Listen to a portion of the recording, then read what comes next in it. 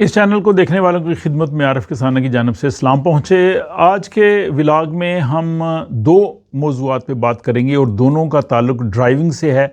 تو لہٰذا جو لوگ سویڈن میں گاڑی چلاتے ہیں ان کے لیے، اور بلکہ سویڈن سے باہر بھی اگر وہ گرمیوں کی چھٹیوں میں جاتے ہیں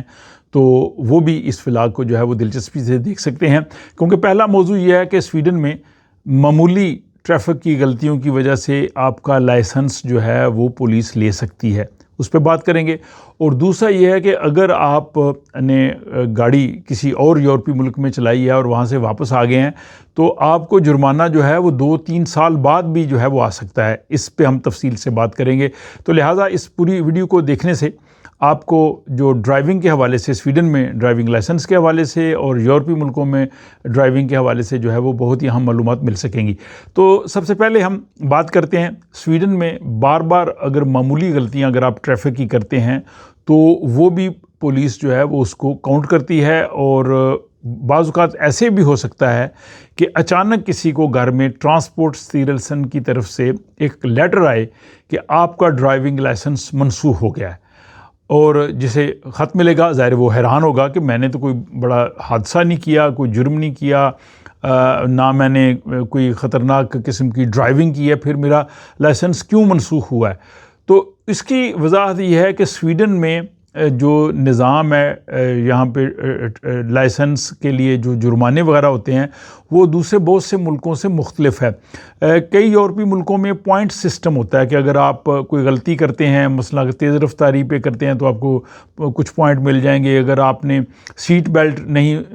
استعمال کیا تب بھی کوئی پوائنٹ مل جائے گا، یا اگر کوئی فون استعمال کر رہا ہے تب پوائنٹ ملے گا، اور جب وہ پوائنٹ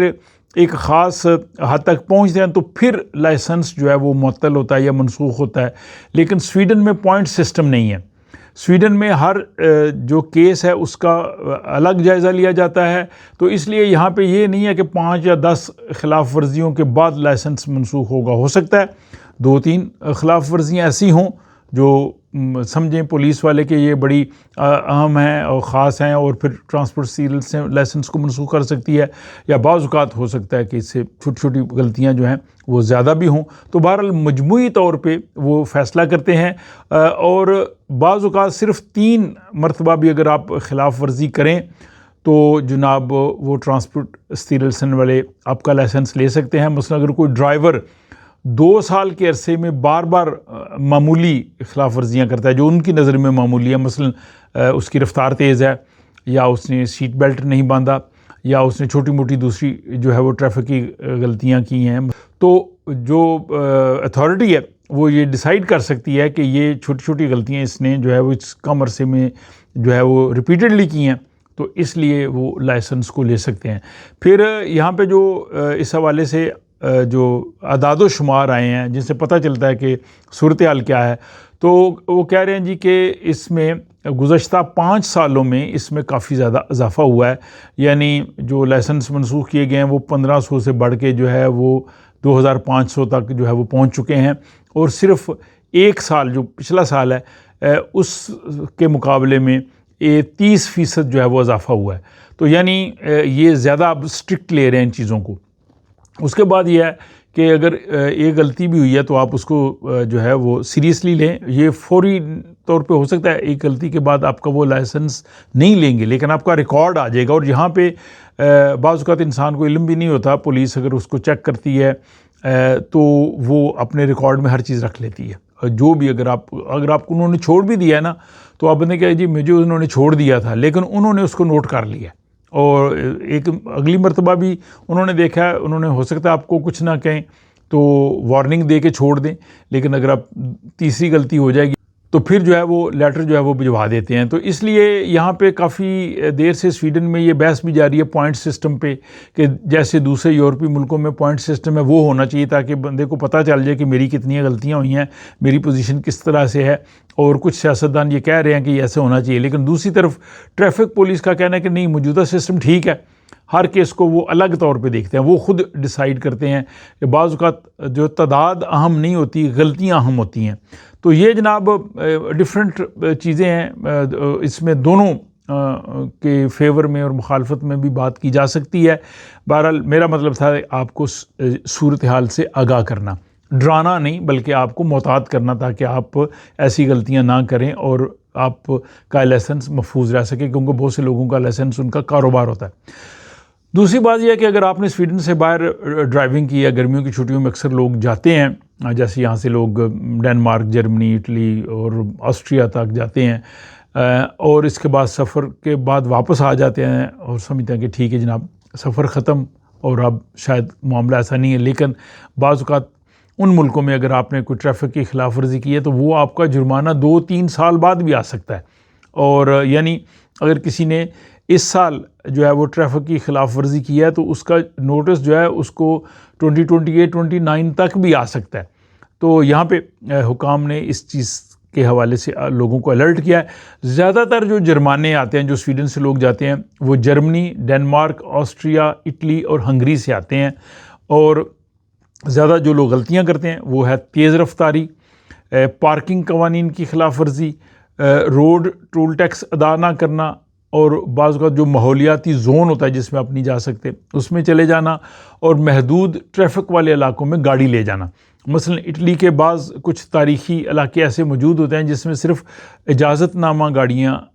جن کے پاس وہ جا سکتی ہیں، وہاں پہ لوگ چلے جاتے ہیں. پھر ظاہر ہے آپ کا رجسٹریشن نمبر وہ نوٹ کر لیں، آپ کو جرمانہ آ سکتا ہے. اسی طرح جرمنی میں جہاں پہ آٹوبان ہوتی ہے، جہاں پہ رفتار جتنی مرضی آپ چلائیں، لیکن اچانک جب وہ ختم ہوتی ہے تو اس کے بعد کیمرے ہوتے ہیں.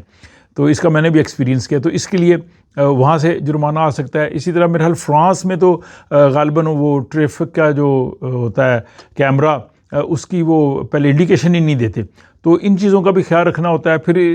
اگر آپ جائیں یہاں ناروے، تو ناروے میں تو وہ بہت زیادہ